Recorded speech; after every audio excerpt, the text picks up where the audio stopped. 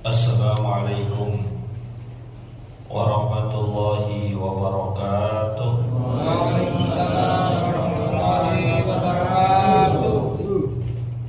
Bismillahirrahmanirrahim. Alhamdulillahirabbil alamin. Allahumma shalli wa sallim ala sayyidina Muhammadin wa ala alihi wa sahbihi ajma'in, amma ba'du. Yang saya hormati dan muliakan segenap pengurus dan jamaah Masjid Nurul Iman yang dimuliakan oleh Allah Subhanahu wa taala, bapak-bapak, ibu-ibu, ada ibu-ibu? Habis sudah. Ada. Alhamdulillah. Saya takut tarawihnya udah pindah ke Masjid Al-Blok Emu. Ada juga yang ke At-Tanabani. Yang saya hormati dan muliakan Bapak Presiden, Bapak Wakil Presiden, cuman nggak ada di sini. Hadirin yang dimuliakan oleh Allah, tak terasa hari-hari Ramadan telah kita lalui kurang lebih 10 hari lamanya. Malam hari ini masuk malam ke-11, bener ya? Bener gak? Maka perlu kita pahami bahwasanya puasa Ramadan yang kita laksanakan setiap harinya mengajarkan banyak hal kepada kita, memberikan pelajaran yang sangat luar biasa agar kita bisa ambil ibrahnya guna kita aplikasikan pada kehidupan setelah Ramadan nanti. Di antaranya yang paling gampang adalah Ramadan mengajarkan kita hidup jangan serakah. Bagaimana gambarannya? Lebih 12 jam mulut kita, perut kita tidak diisi makanan. Terasa haus dan lapar. Menjelang sore kira-kira jam 3, iseng kita keluar jalanan, ada tukang es campur, kita pengen. Dalam hati enak kali ya, buka ntar pakai es campur. Betul. Ada tukang es teh manis, kita beli. Segar kali ntar kalau pas buka minumnya es teh manis. Lewat lagi ketemu tukang gorengan, kita borong gorengannya. Tahu isi beli, tempe beli, bakwan beli, risol, pastel, semuanya kita beli. Belum lagi lontongnya, belum lagi kolaknya, belum lagi bubur sumsumnya, tambah bubur kacang hijau. Semua kita beli. Di rumah bini kita, istri kita udah masak oseng labu siam. Emang kita yang mesen tadi pagi. Bini mau ke pasar, bilang, bang, ayah mau ke pasar, kira-kira masak apa ya? Oseng labu siam. Terus balado tongkol sama perkedel nih. Oke, nyampe rumah, belanjaan bukaan kita banyak, yang disediain sama istri kita banyak. Ketika masuk waktu maghrib, apakah semua makanan yang kita siapkan dan sediakan itu masuk ke dalam mulut dan perut kita?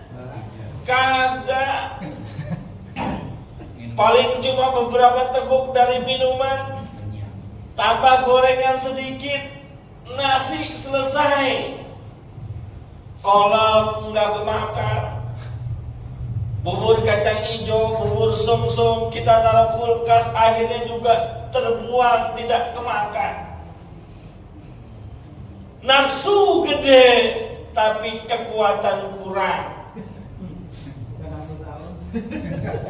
Bukan nafsu yang kesono.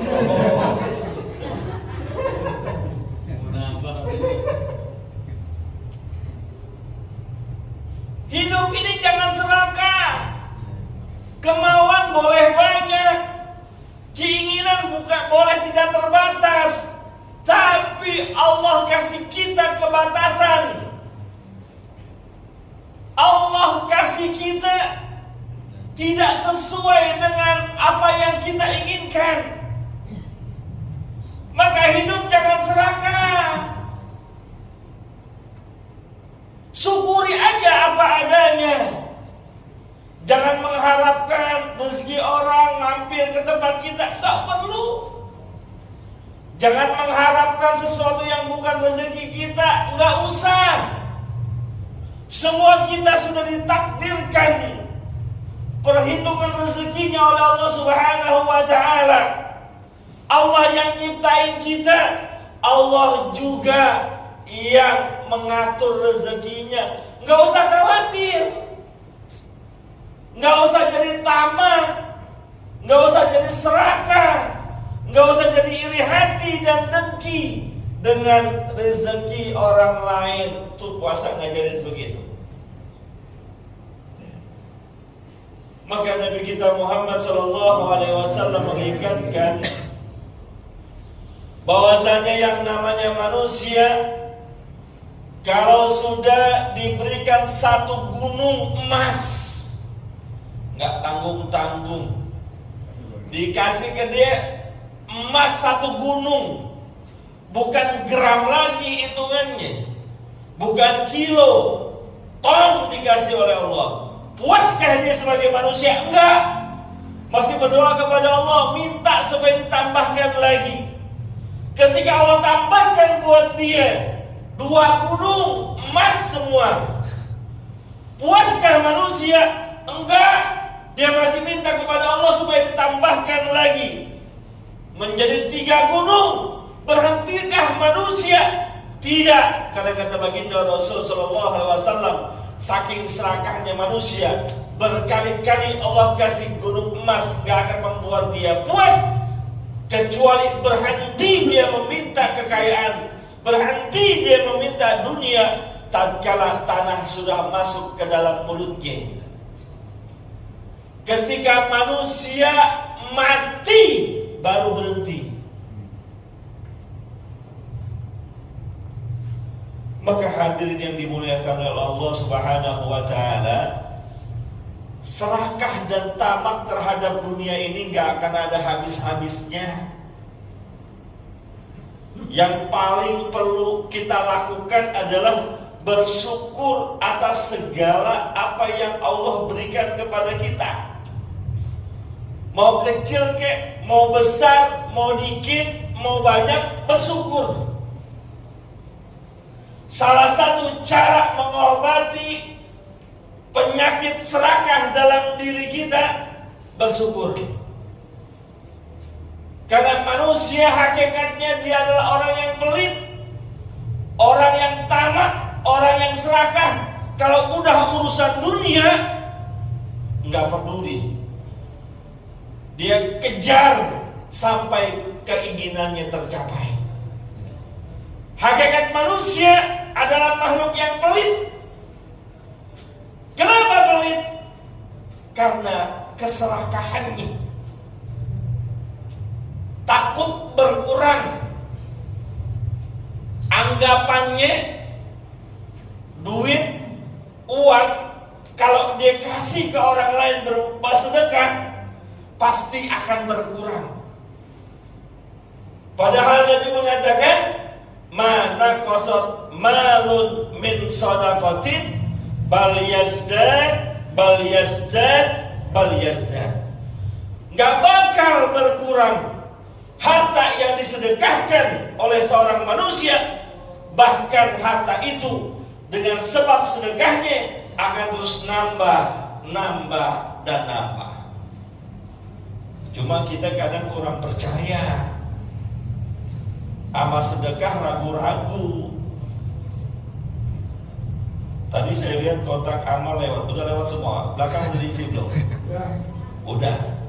Tebak-tebakan nama saya ya. Ntar habis terawih kan dibuka di pengurus masjid. Banyakan mana isinya? 2.000, 5.000, 10.000, 50.000, apa 100.000? Ayo tebakan. Kira-kira banyakan mana? Banyakan mana? Gak usah pakai bohong. Banyakan mana? Paling pasaran kotak amal kalau nggak abu-abu coklat. Betul. Sekalinya ada yang 100.000 orang nukerin.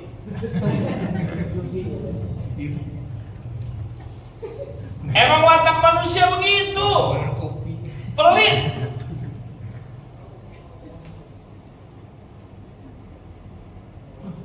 Kita ini manusia. Dalam surat Al-Adiyat Allah Subhanahu wa ta'ala nyatakan,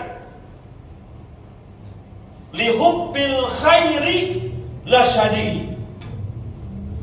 Ame harta, ame kekayaan, ame dunia, senangnya luar biasa. Cuma ama ibadah rada males.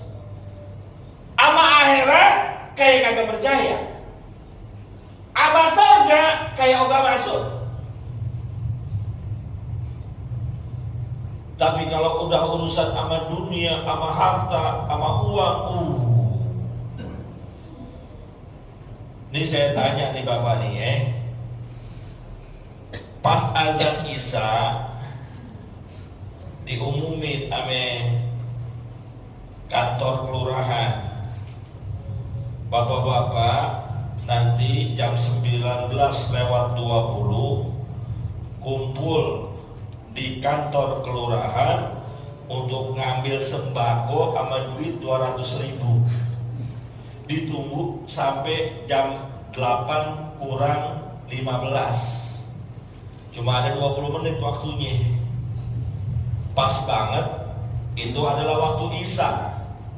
Habis Isya, sholat tarawih. Kira-kira Bapak milih ke kelurahan apa ke masjid? Hah?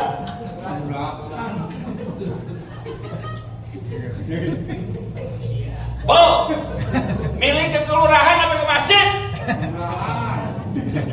Kelurahan sembako sama 200.000, ke masjid sholat Isya sama tarawih. Milih mana? Kelurahan. Padahal mohon maaf ya, sholat Isya berjamaahnya pahalanya berapa banyak? Tarawih pahalanya berapa banyak? Kenapa milih ke kelurahan?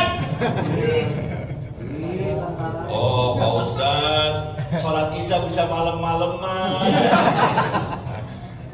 sholat tarawih bisa akhir-akhir. Ini sembako urusannya. Duit 200.000 kejar duluan, betul apa enggak? Gue juga begitu.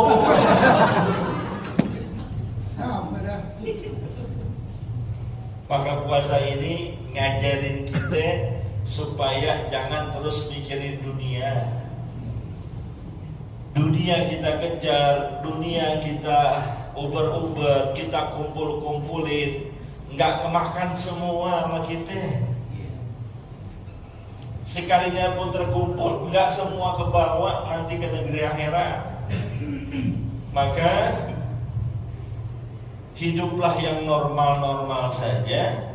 Fokus kita adalah akhirat. Dunia jangan dilupakan, sekedar itu doang. Karena kata Allah Subhanahu wa taala, "Wabtaghi bima ataqallahu daral akhirah wa la tansa nasibaka minad dunya." Kejarlah bagian yang Allah siapkan buat kalian di akhirat. Allah suruhnya kejar untuk akhirat. Fokus untuk akhirat. Dari bangun tidur sampai tidur lagi, upayakan ada keuntungan akhirat. Adapun dunia wala tansa nasibaka, hanya sekedar jangan sampai lupa doang. Orang sekarang kebalik, fokusnya sama dunia, tapi untuk akhirat sekedar nggak lupa doang. Bangun tidur dunia, mau tidur dunia. Coba aja bangun tidur, buka HP, nyalain aplikasi. Kali aja udah nyangkut ini mah, lumayan pakai sholat lagi. Aplikasi ojek online, yang buka Gojek, Grab, Shopee, Maxim, dia punya semua, nggak ada yang nyangkut. Pagi-pagi setengah 6, orang masih udah tidur. Siangan dikit, buka lagi dunia. Bukan nggak boleh kita ngejar dunia, boleh, tapi jangan sampai dunia itu nyangkut banget di hati kita. Makanya kan doa kita kepada Allah Subhanahu wa Ta'ala, Allahumma la taj'al dunia fi qulubina. Jangan jadikan dunia itu sampai nyangkut di hati. Cukup jadikan dunia itu sampai tangan doang. Nyampe pindahin itu dunia. Jangan sampai nyangkut dalam hati. Karena kalau udah nyangkut dalam hati, susah ngelepasnya. Iya, Ajasan. Kalau udah nyangkut di hati, susah ngelepasnya ya. Buru-buru ngelepas, pengen nambah ya. Duit nambah, ini duit.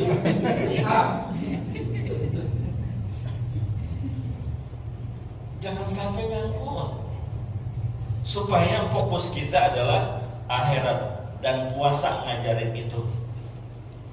Kadang kita mohon maaf nih ya, puasanya udah cakep banget, bener banget puasanya, tapi sunnahnya nggak kita kerjain. Itu dunia lagi tuh.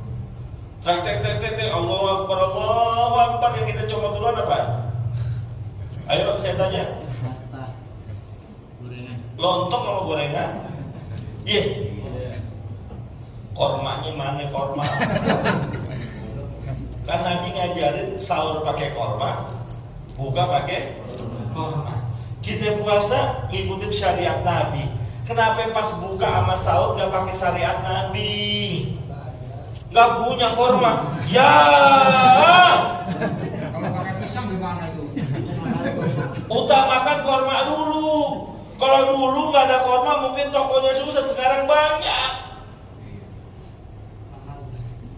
Korma mahal, murah pak korma, masya Allah. Di sini ada korma kebagi-bagian aja pak. Korma sebutir kek, 2 butir, Allahu Akbar, makan korma. Ikuti sunnah Nabi. Abis itu terserah mau makan apa kek, karpet tuh makan udah. Korma dulu. Nih, tahu isi dulu sama lontong. Sunnahnya kerjain dulu. Ini puasa ngajarin ingat sama akhirat. Sahur juga begitu, sahur. Bahkan Nabi kita Muhammad SAW sahurnya itu cuma dengan kurma. Dia mengatakan 7 butir kurma bagi Rasul. Termasuk saya, alhamdulillah saya sahur pakai kurma. Bener. Habis gitu nasi setengah piring. Ya kan dapat sunnahnya dulu, alhamdulillah ada kue lain. Ya. Jadi mudah-mudahan puasa yang telah kita lalui Allah terima dan dapat gandakan pahalanya. Dan sisanya kurang lebih 20 hari lagi kan? Ya, itu bisa kita perbaiki. Ya, yang sunnah-sunnah lah dijalanin, minimal korma. Yang belum punya korma silakan beli korma. Di Alfamaret harganya 55.000 milik Pak Alma. Yang murahan lagi ada merek 35.000. Kalau di Tanah Abang ada yang 27.500 sekilo. Terserah mau yang mana. Gue dagang korma soalnya. Terima kasih atas kesempatan yang telah diberikan. Mohon maaf, in uridu illal islaha ma stata'tu wa ma taufiqi illa billah, alaihi tawakkaltu wa ilaihi unib, billahi taufiq wal hidayah. Assalamualaikum warahmatullahi wabarakatuh.